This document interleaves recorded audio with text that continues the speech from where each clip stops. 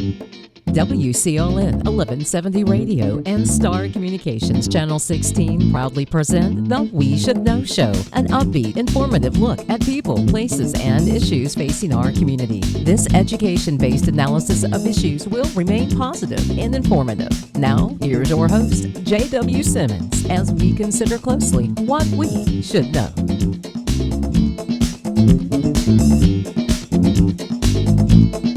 Welcome back. We Should Know It's on there. I want to thank you for being with us today. I'm JW Simmons, your host. We have an array of guests today talking about a subject that is critically important to you. In fact, I'm going to start with my right, and I'm going to introduce Veronica Stevens. Veronica, thank you for being with us today. You're with Changing Paths right here in Clinton, a rehabilitation center.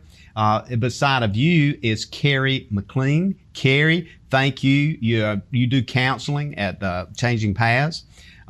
Beside of you, someone that I've known for some time is Katesha Jones. Katesha, you are I'm going to call you a coordinator with the region here with an organization is called Trillium, which covers 46 counties in the state, a huge entity that supports a lot of things that the folks at the table today are going to be talking about. And of course, Eddie Barnes is a connections minister according to your website. Yes. And trust me, that is the correct name because he connected to everything with Clinton Community Church.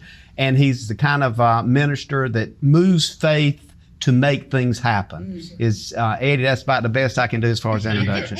So folks, I want to kind of set the stage for this conversation today. And clearly it's built around addiction and addiction issues. September is National Recovery Month, and the Substance Abuse and Health Service Administration nationally recognizes that each month on a national level. I think I'd like to open today with just getting a commentary from you guys in your particular area. What's happening with behavioral health as it relates to substance abuse, and reflect a bit. For example, Veronica, I know you deal a lot with the physical, the biological side. Just kind of start with you and help us understand from your perspective, what's going on and what may need to be going on with behavioral health? There are quite a few things going on with behavioral health when we talk about substance use disorders. That's a huge piece of it. We cannot separate those. They are often co-occurring disorders. Mm-hmm. So we see individuals, and I always say we have to look at, we have to approach the issue holistically. Mm-hmm. So we look at the mental, physical, the spiritual, the emotional, and we have quite a few clients that come into our clinic, and we just have to be attuned. And my philosophy is go deep. Mm-hmm. We cannot accept who or what we see at face value. Once we begin to develop rapport and relationship with those individuals, there's a whole lot that needs to be addressed regarding the whole person. Mm-hmm. And that is, we create an individualized plan for them based on what they're experiencing. And it always involves, it's always holistic, every facet of that person. And we have programs and classes or what have you designed to address each one of those areas. And so we need more of that. We need an awareness in our community of what substance use is and all of the issues that roll into that to help to remove some of the stigma. Mm-hmm. The community's health is our health. It's my mm-hmm. health. It's your health. It may not be your problem today, but if I were to interview every person in this room, we've all been affected. Mm-hmm. We've all been touched by this issue. So that's where I start. Mm-hmm. A holistic approach is what we need more of. Carrie, I'm going to switch over to you. Same kind of question. You're a counselor there at Changing Paths. You see people on a regular basis and talk to them about where they are in their journey. What are the kinds of things you're seeing, and what are the kinds of how should I say troubling issues that you're seeing on a regular basis? Well, I'll just frame that by saying substance has many faces. And a lot of times we think people do substances because they want to have fun, that kind of thing, but that's not true. There tends to be lots of underlying issues that include trauma, all kinds of abuse, sexual abuse, emotional abuse, just lots of different kinds of abuse and trauma that people are trying to, where they're hurting and they're trying to feel better, and they treat that in ways that are not healthy. And so it's rare that a person is just doing drugs because they wanted to do drugs. When you start to hear people's stories, you hear a lot of different stories, and you hear a lot of things that people embraced from childhood up that they couldn't let go of, and it's eating at them, and they're trying to resolve it again in unhealthy ways. And it's a lot of different people. I think a lot of times we have in our minds a picture of who an addict is, but it's way broader than we would expect. The people who are struggling with substances are everywhere. They're every income bracket, every age that you might imagine. So I think we just have to be aware. We have to be good listeners and pay attention. The world is different. And I go back to think about, in society, who are we rendering hopeless? And because when people are hopeless, they do all kinds of things to feel better and do better that they think works. Katesha, you cover a lot of counties with Trillium. You see a lot of providers on a regular basis. Just kind of give us some idea of the things that you see, what you see sometimes on a regular basis out your windshield every day in dealing with the needs of providers. Just reiterating what both of the ladies said, it's a struggle. Trying to meet the individuals where they are. And our position is to provide the service and the support to the providers to help them to meet those individuals where they are. There's everyday new trends from substance use, trauma. So we're learning every day all those trends. So we're trying to be there to be that support system for the providers in the community to help it be a better community as one. Eddie, I'm gonna switch to you. And I've been wanting to get the answer to this question for some time, and I'd get multiple answers when I ask it. But clearly the question is, what do you see as a faith minister, as a connection minister in the community, and been doing this for some time? What is the faith-based community's role in addiction and substance abuse in the community? Again, to piggyback off of what all these wonderful ladies said, it's part of holisticness. We don't need to, as a faith-based community, the best thing we can make sure we do isn't just relegate it to, oh, well, let's pray for you and move on. But it's how do we build you? How do we be there for you more than on a Sunday or a Wednesday? How do we discuss with you your mental health? I love a quote I saw once. It says, Jesus loves me and my therapist. And I think a lot of people need to realize that therapy isn't the devil. And it's not a weakness. God, I know many wonderful Christian therapists that help. We've just changed the name. It would be discipleship at that point in time. Therapy, that's all. It's someone walking with you through your life. And I think that is vital for a lot of people. Along with walking with them through their life, it's dealing with their past traumas. Again, to reiterate what this wonderful lady said, no one woke up and said, I can't wait to be addicted to X. Yeah. They woke up and said, something's missing in me. I need help. Unluckily, the help they found was destructive. The church has to be willing to roll their sleeves up and get dirty with them to go, let's pull you out of this And in reality, that looks like you getting good for a while and then possibly making a mistake, and us giving you grace enough to let you get good again, and you make a mistake, and you get good again and make a mistake. And the way we do that holistically, working together with trauma and partnering with other people, we can't be silos. Too many times the body of Christ likes to be segmented parts, and we can't be. We have to work together, and we have to work with all these organizations to make sure that we may be able to pray for them, and we may be able to feed them spiritually and at some level emotionally.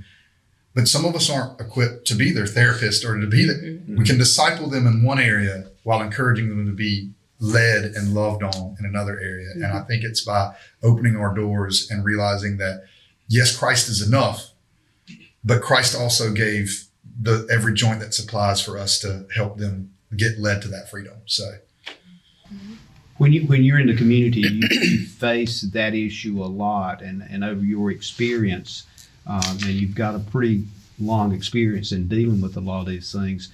Does people feel comfortable stepping up and, for example, looking at you and saying, "Hey, I got a little issue here I need to talk about"? No. So one of the biggest things that we do is that stigma around addiction. To admit that you're struggling with something, of course, a lot of people, that's the first step, but that is the hardest step, because a lot of people don't like to admit it openly.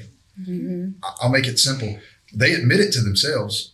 Again, I've struggled with addiction. When no one was around and I was by myself at night, I knew I was addicted. I knew I had a problem. But if you would have asked me, no, I got it under control.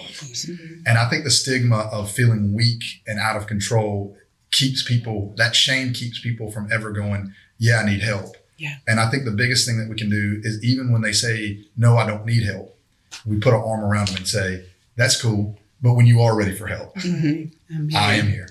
Yeah. So one of the things I wanted to do, we're going to take a break. Believe it or not, you see how fast time goes. So I want to make sure we cover things that you see each day that folks need to talk about. So when we come back, I'd like to kind of address that issue from each one of your perspectives on what we need to focus on and what folks out there need to know to help you better do the services and offer the services you have. We'll be back in a moment, ladies and gentlemen. Stay tuned.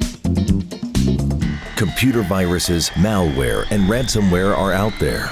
They're dangerous, and they can steal your identity and damage your equipment. Star Communications is now offering Protect IQ. The service adds an extra layer of protection to every device connected to your network, working quietly in the background. Star can help you protect yourself from the inside out with Protect IQ. Call Star today and take advantage of this free service when you sign up for whole home Wi-Fi with Star Communications.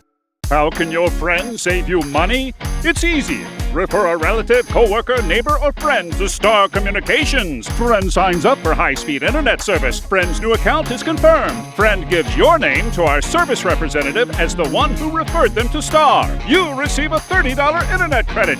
It's just that simple. And even better, receive a $30 internet credit for every referral that results in a new confirmed account. High-speed internet from Star Communications. Refer a friend today.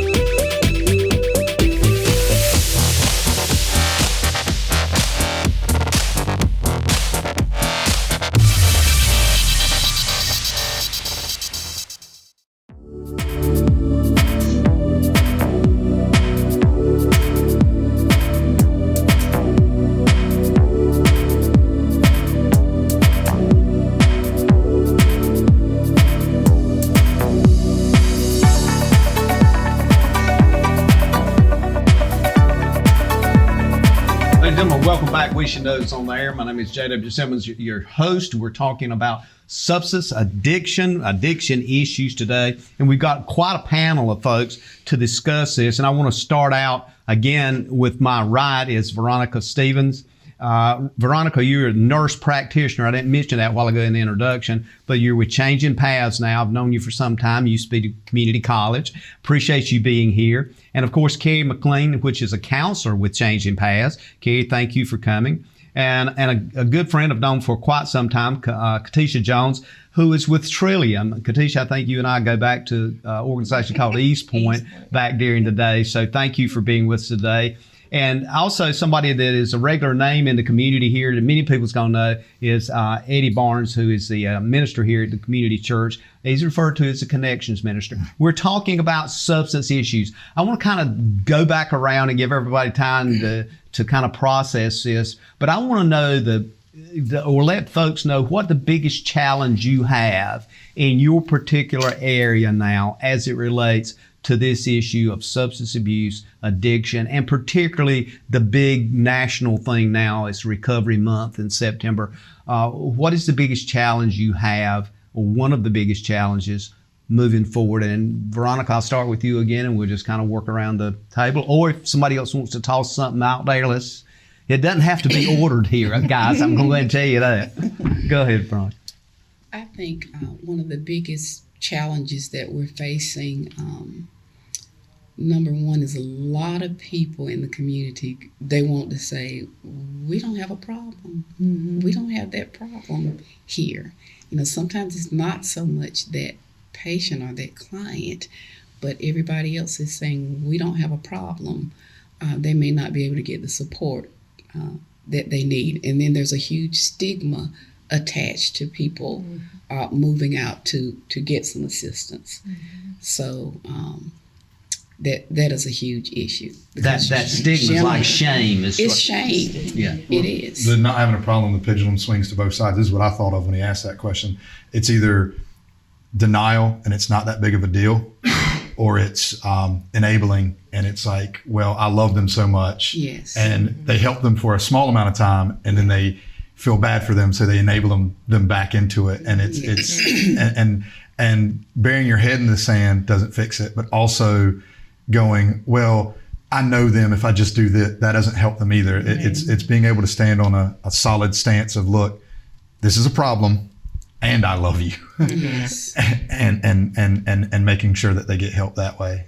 How do you bridge that gap between enabling and dealing with somebody that you care so much about? Because seems to be a thin line. Somebody's, for example, I'll give you an example. So somebody's hungry and they say, look, oh God, I wish I had something. And so you buy them food and you give it to them, and Eddie, that oftentimes at that point they're going to say, "Great, got that. I'm going to save this money and buy my next." Mm-hmm. So how do we deal with that? How do we process that? Because I do believe we got a lot of caring, compassionate people out there that listens to this show and others. So how do we balance that? I was going to say something about recovery, but it is very hard to balance that, because on the one hand, you do love someone, you don't want to deprive them of the necessities of life, but they will misuse their resources. And so, but I think it is prudent that we be able to, if we really want to support someone who has a substance issue, that we have to help them toe the line, because they are sick and cannot make a decision. Addiction renders you incapable of making good decisions. It will rob you of everything you have, everything. And so as long as you have someone to depend on and you can fall back on that, you are not forced to deal with the reality of what your issues are. Even the small things. Even the small things. If they're needing food or they're needing whatever, as long as you give them a place to stay and you keep nurturing that, they're going to keep doing the same. They're going to keep doing it. And so, and they will do it until, we have a lot of clients who render themselves homeless, and they go from place to place. They've lived, I had one of my folk in my group yesterday told me, I've lived all over the world, homeless. That he just travels and he goes from place to place and gets by the best way he can. So even when they've gotten down to rock bottom, they will still keep sinking until they get to a place where they have to face the reality. And usually that is a place where it is, I am going to die if I don't stop. So rock bottom, in your definition here, is the next step, is death. Yes. For some people. To be clear, for some people. For some people, they have to, the reality of, if I continue, I won't be here in a few months. Right. And we're not talking about death in years. Some of these people, rock bottom to them is, if I continue 2 weeks from now, I might not exist anymore. Do they accept that? In their mind? So this is the issue with some of the enabling, like you're saying, the fine line. You help them and you get them a little past that hump. The issue is they'll just go right back down to it. Right. And it's that balance of changing a mentality. That's what we talk about trauma, and we were talking about the wholeness of it. The issue is some of these people, you feel like people throw their hands up because it's like, well, it's just enabling them, so I can't help them at all. And that's not true either. It's figuring out the best way to help them instead of giving them, just the simpleness of it. It's showing them, okay, this is where your mentality has been broken. And addiction, again, that sickness breaks your mentality to where food isn't priority. I mean, for people that's never been addicted, they don't realize their mentality is so broken. Food's not the priority. Right. It's the substance. Right. So they'll choose substance over even eating, a basic necessity that people think. So it's us figuring out, okay, how do we bring them back from that brink? And that's where life gets dirty, because you have to be willing to get in the trench with them and help them understand it. The catch is you have the cognitive dissonance that people have at that point in time where they don't realize, wait a second, I hold this as a reality to me when you're trying to face me with what's really going on, and they'll fight that. They'll get angry with you. They'll push you away. And that's the reason some loved ones fall into the trap of enabling, because they don't want them. I don't want to be hated by them. I'd rather be hated and helped than loved and enabled. So, and I think it's one of those things that what you were saying, it's what we view as rock bottom sometimes to them isn't rock bottom. It genuinely is. Well, I haven't eaten in 3 days, but I did get my fix. And it's like, well, if you don't eat in the next 3 days, you're not going to be here. And then they go, oh, wait a second. But it's only a wake up call enough for them to get one step out of rock bottom. But that is, some people, that's all they'll take, and then they'll go right back. You mentioned this earlier, and I talked about addiction robbing people. It robs them of their esteem. They don't feel worthy. Sometimes of eating, sleeping in the right places, and that kind of thing. And so I think the best way you can support a person is to say, here's what I have to do. And we call it boundaries. It's setting some boundaries. And say, I'm going to do this because if I do this, this is what happens to you. Number one, the support comes in. I love you, and you are worth this, because most substance users feel worthless. So that needs to be said. Right. Yes, you are worth this. You are not your addiction. We need to separate those two things. And I think that's a good point. I think a lot of people misunderstand that with the sickness of addiction, unlike cancer or and just mental health in general, unlike cancer or diabetes, you don't hear people go, well, I am cancer or I am diabetes, but I am addicted. I am depressed. Yes, I am. The identity of these things take who they are, and it robs them, and they have to know that they still have innate value, even if they don't see that innate value. And from a faith standpoint, it's real easy. You're made in the image of Christ. The Imago Dei is in you, even if you've muddied it up. And us working together to give them that back is enormous. The language, Katesha, like you just said, the language plays a big part in that. I'm not a drug addict.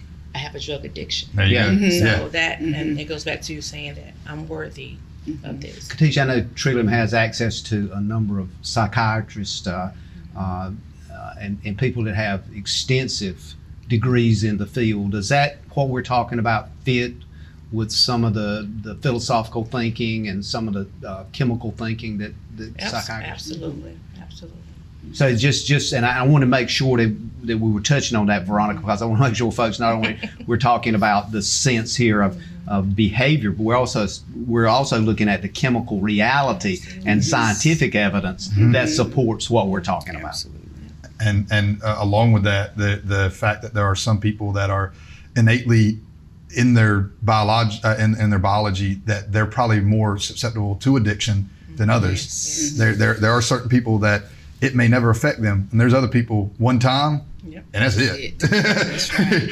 So there's a genetic lineage. Do you guys feel like could be a genetic kind of marker that may follow people? In a sense. In a sense. There's just people some susceptible to more. Yeah.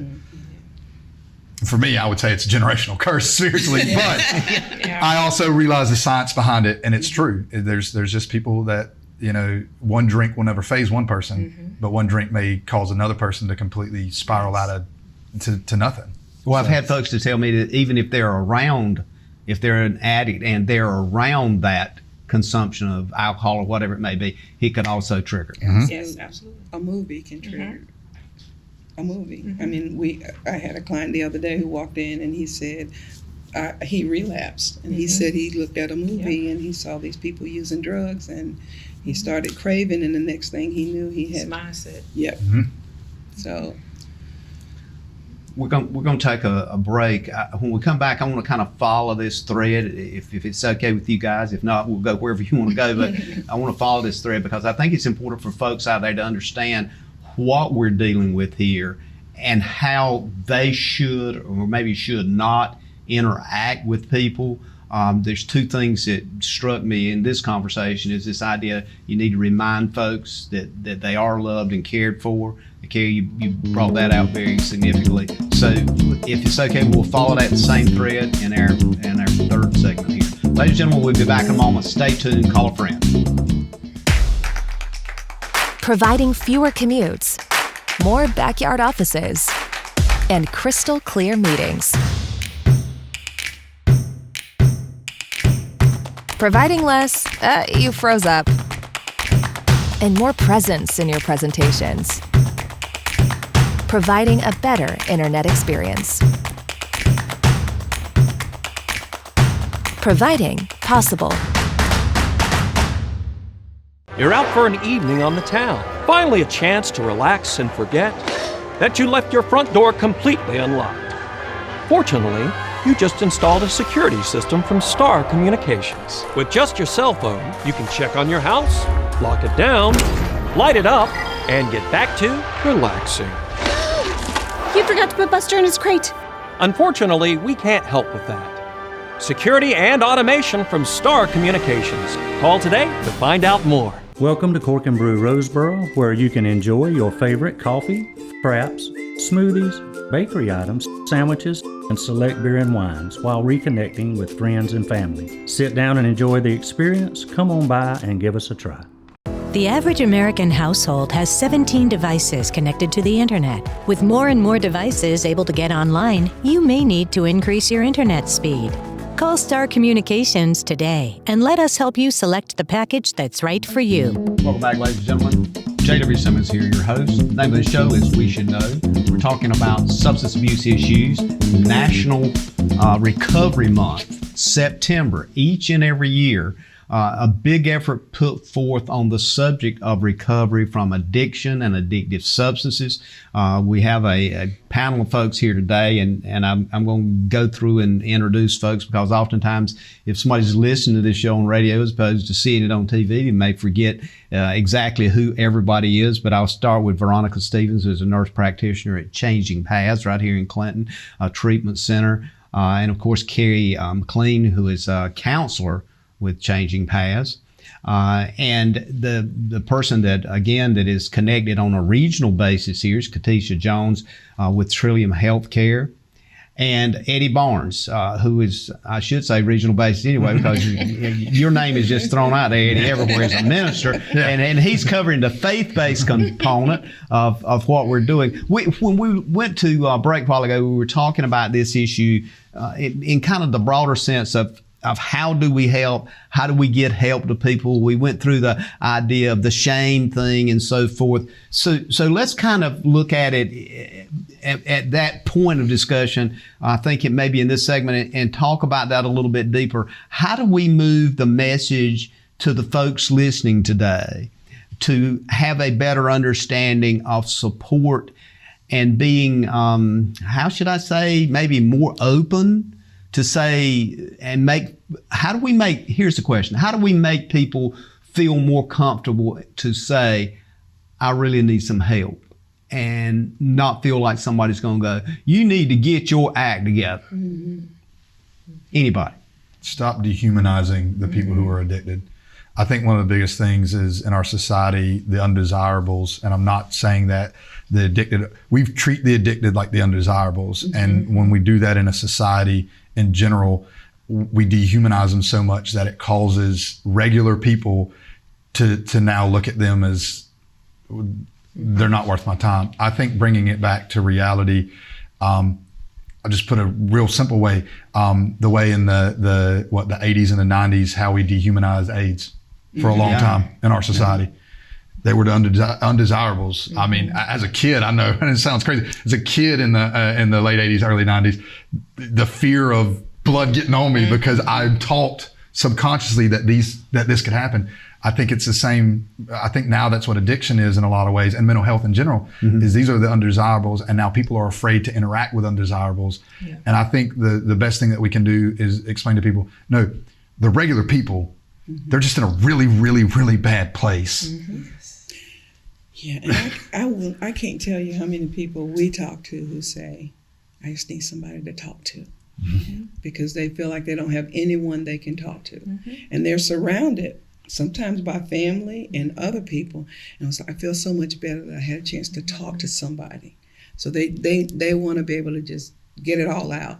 And that's the beginning of processing it and sorting through it. Judge them. Absolutely. Mm-hmm. Absolutely. Have we done that societally as a social norm? Have we done that? And Eddie referred to like 80s and 90s. I'll take it back further and looking at it in scripture. I mean, let's face it, we outcast people. We had something called leprosy, and we put them in a little area, and guess who stepped into that area and said, listen, reach out, and Jesus Christ did that. So see, I keep sprinkling religion in here, but at the same time, how do we move society to say, okay, let's encourage people to go to changing paths? Mm-hmm. You know, to Keisha, all these other places out there that you are aware of in the region, in this region of the state, just in this area, we've got at least 3 that we could talk about, Crossroads, Open Door Ministry at Harold's. We could say, why don't you go there? But how do we do more than that? I'm trying to move the needle here, and I'm not sure I'm doing it. I think education, as we were saying earlier,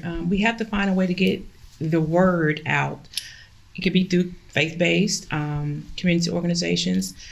We also offer trainings to teach individuals how to respond to individuals that are in mental health crisis or that need to approach a situation. So that's free training through Trillium, mental health first aid. Also CCI, which is community crisis intervention. Those are great trainings that need to be offered in the faith-based, also in any type of community organizations to teach individuals to be alert when there is a mental health issue going on. Mm-hmm. And I'm going to circle back to a conversation we had earlier, maybe off campus, about community, is embracing those old-fashioned community values that we have. You used to go to Aunt Susie's house and she would listen to your story. It felt like you could always talk to Aunt Susie. You didn't have to necessarily talk to your mom or dad. Right. Her door was open. We've learned, again, I think you talked about silos, how we as a society have learned to silo. But and on the flip side of that, I think that people like us who work in organizations have to do outreach. Right. And we have to reach. And I know some people might say, well, when am I going to find time to do that? But I think building that into our infrastructure in the organizations is how do we reach out to the community and say, look, I got 3 men who need a ride to the doctor every week. And is there someone at your church who would be willing to drive them to the doctor? Or, just making the needs known, not just the needs for rides and that kind of thing, but the mental and emotional needs. Sometimes people need a hug. I'm a counselor. People always expect me to say stuff like that, but it's the truth. Yeah. It's the truth. Sometimes people just need a hug and embrace and know that somebody's willing to work with them and not give up on them. And so I think a lot of it is going to go back to some basic values and basic communication skills is learn how to listen more to people. I won't say we got 2 ears and 1 mouth. I've heard that a lot. But listening to people, talking to people and finding out, how they're doing. and really meaning it. I mean, we walk by people on the street and we say, "How you doing?" They say, "Fine." Keep walking. But we really do have to take those questions and seriously and care about each other and want the best. And again, not render people hopeless. Veronica, as a nurse practitioner, I want to get your thoughts on the biological sense of how low does a person have to get so biologically low that they are willing to show up at your place, or did they just literally, because we've seen homelessness increase in rural areas and different places, biologically, what can the body withstand before it does actually dismiss itself? It's unbelievable. It is unbelievable what people's bodies can withstand. I mean, we've seen people 60s and 70s, and I'm thinking, how are you still alive, just functioning with all this on board? But I think this is an amazing platform today, just educating people to the resources that are out there. Just me being here today, I've learned a whole lot, and plan to network, and then support people and significant others. Just them being able to know that there is help available, and just to understand that there is support out there.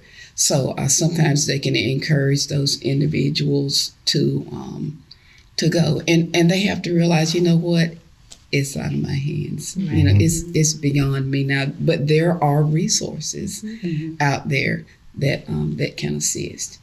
And sometimes usually it takes a catastrophic event. Like somebody says, my best friend OD'd last week beside me and they didn't make it. Or, I lost my father, and they will say, I know that if I don't do better, I'm going to die. Can you talk a little bit about how they help people, what the range of help is to help people get clean? Yeah. Well, there are many resources. It can be medication-assisted therapy. It doesn't have to be medication. We have individual counseling. We have group counseling. There are courses that we have begun to assist people to gain and maintain recovery. We have Narcotics Anonymous. We have Alcoholics Anonymous. There's just a plethora of resources available for individuals. There is a sober living community, because sometimes the basic needs like homelessness are not or you met. Just need to get out of a negative social network into a different environment. Absolutely. Changing the environment completely sometimes is important. And that kind of brings me back, Katesha, to the regional aspect. Sometimes maybe is it good for a person that they may need to go to some other part of the state or go to some other location where there are not these familiar triggers. Absolutely. And we're in rural areas, so there's not very much to offer. So they tend to go back to those same habits once they become clean. So absolutely, changing the environment. And then for them just to know it's okay to not be okay. That stigma around that while they're healing, to reassure them that it helps tremendously. And the key is the ultimate healing part. The healing. And if you can get there, that process can be either aggressive or one step at a time, or a number of organizations, including churches, that are involved. But getting them through that door seems to be what I'm hearing here. And that they understand that, there may be a hiccup along the way. If I was a diabetic and I went to the doctor and my blood sugar was elevated, and what would happen if he said, get out? No more insulin for you, no more medication, you messed up, no more drugs. You had this one time to get it right and don't come back here. It's been a while. Ridiculous. The last statistics was people, relapse 7 times. Most people relapse about 7 times. I think the continued, like you said, it's okay not to be okay at times, not settling or accepting it, but realizing that it's the reality of it. We're going to take a quick break. We're going to come back. I want to kind of clear this question up. If somebody showed up at your door today and said, I need treatment, what would you do? Ladies and gentlemen, we'll be back in a moment. Stay tuned. Experiencing slow internet? If you have a fast internet package, the problem is most likely your wireless router. With more devices using Wi-Fi, your wireless router may not be able to deliver the speed and coverage you need. We now have the leading solution to enhance your internet experience. Using small devices in a mesh network, these Wi-Fi appliances cover just about any size home so that all your devices can operate to their fullest potential. Whole home Wi-Fi from Star Communications. Get the most out of your internet connection. If you run a business, you need sales. To get sales, you need customers. To get customers, you need exposure. Let our team of experts craft and produce the perfect video ad to reach your intended audience while making the most of your advertising dollars. Call 1-800-706-6538 or visit starcom.net to contact our Star Communications production team and get your business moving to the next level.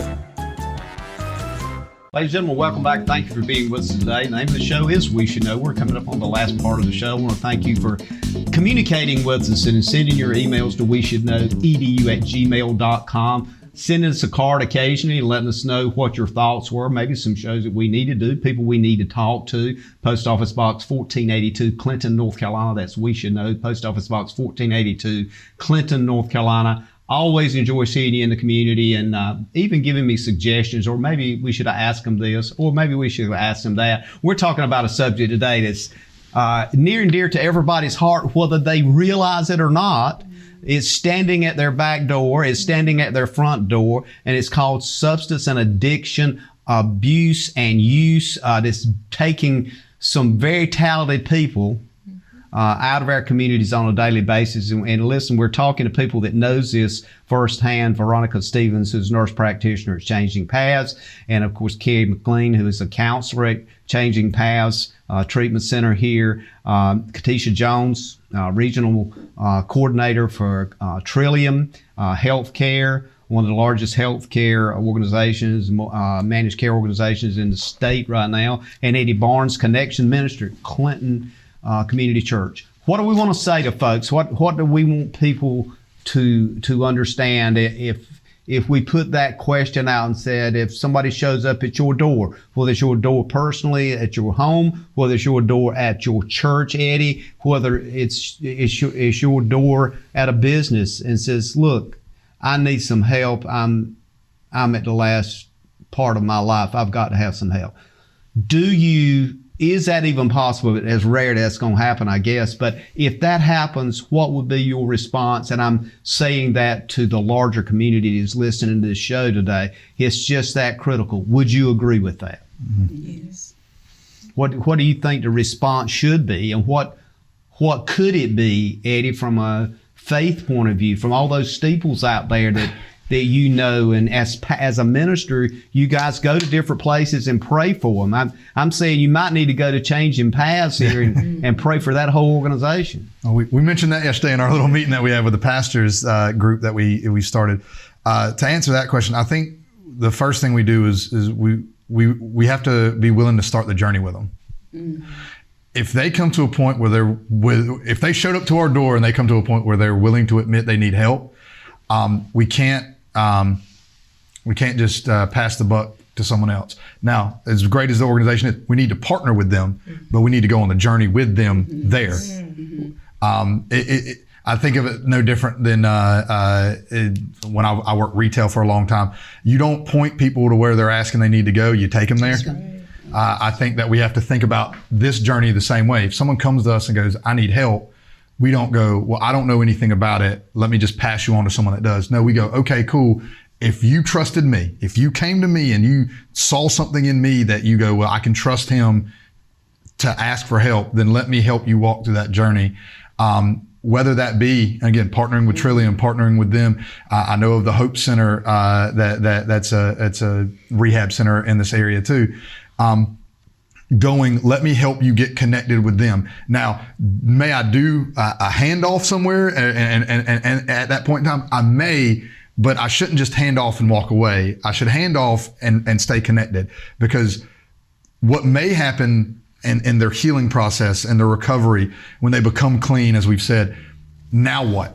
Mm-hmm. Yeah. And I think that's some of the biggest things that we have to figure out. We talked about community beforehand. If I don't figure out the now what afterwards also, they just go back to where they were, and they go back to where they were. Yeah.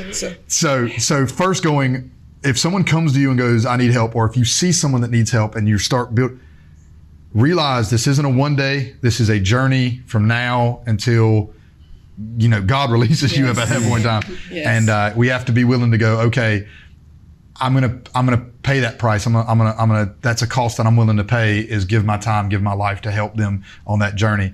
And I think as churches, we're told that's exactly what we're meant to do. And I think too many times what we've done, where I read in the book of Acts that the idea is the church helped those people.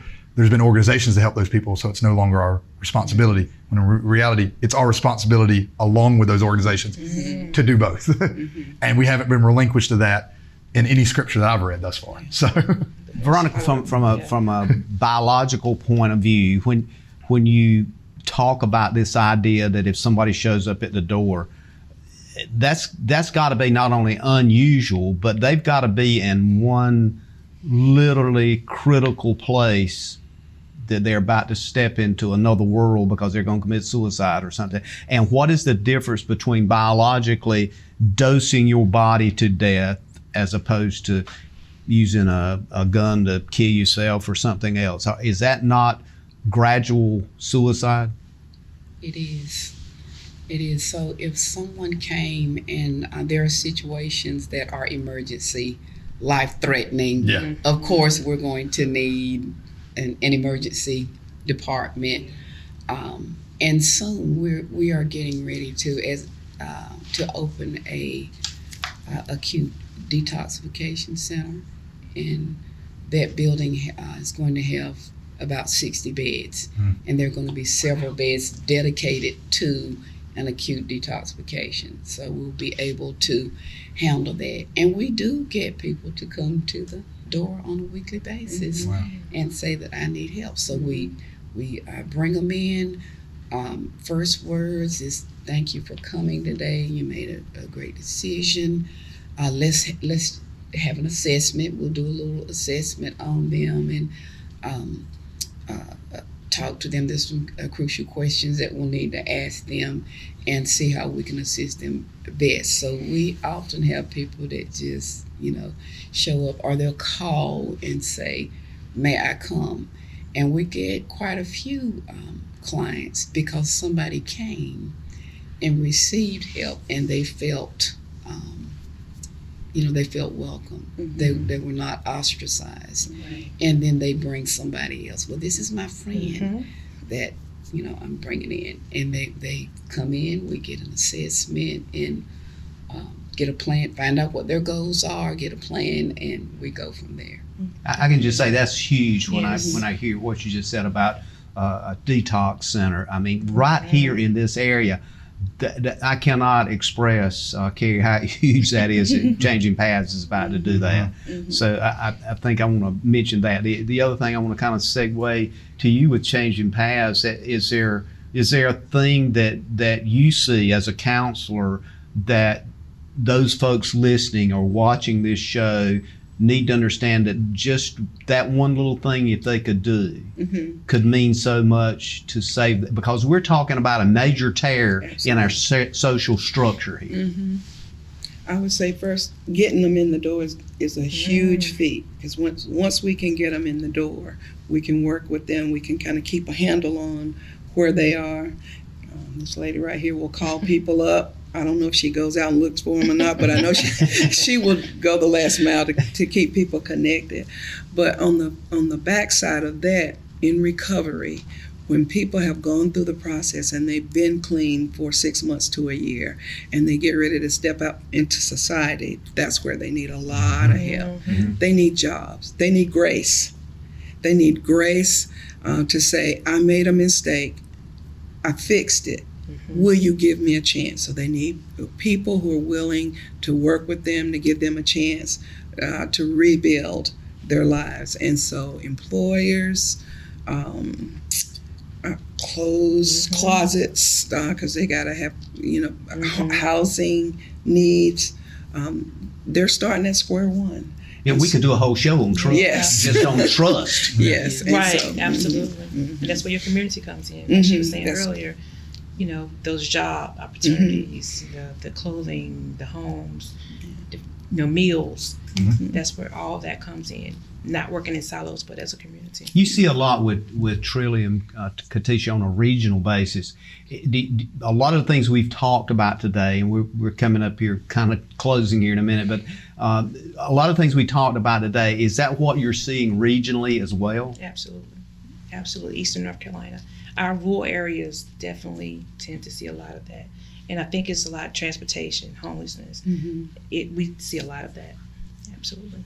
It's this partnership, and I want to kind of, again, trying to get everything in I can, but Eddie, this partnership that I know you're ready to go with, I mean, you're ready to go with this partnership between behavioral health, faith-based communities. How critical and important is that? Is that something that you see would be a big boost? And we got about a minute here. So exactly what this lady was saying at the end. We come in the role alongside before they're released, so they have a community to go into.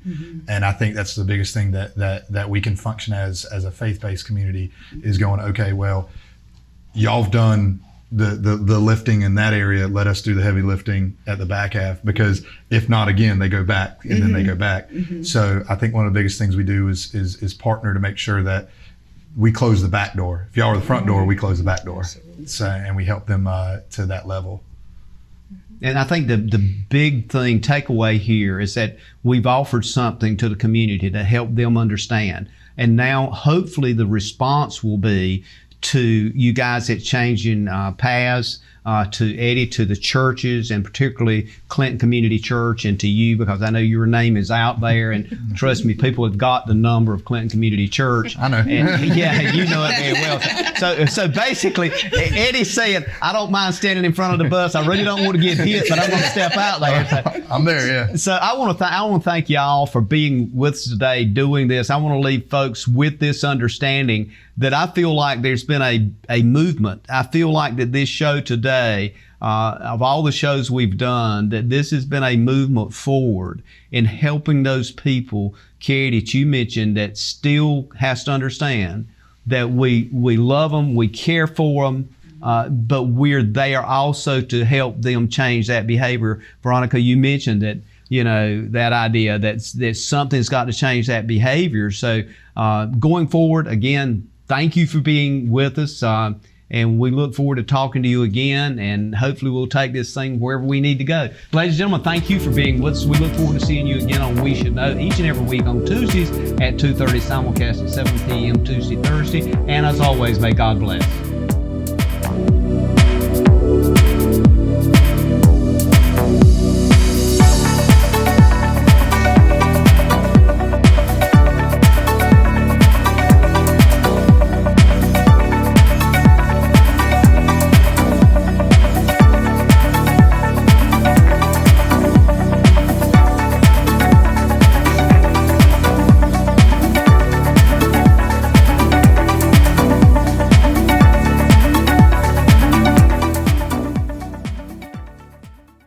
Thank you for tuning in to this week's episode of We Should Know with host JW Simmons. If you have a question, comment, or suggestion regarding this or any episode, please send your emails to weshouldknowedu@gmail.com. And remember to tune in every Tuesday at 2:30 for another informative episode of We Should Know.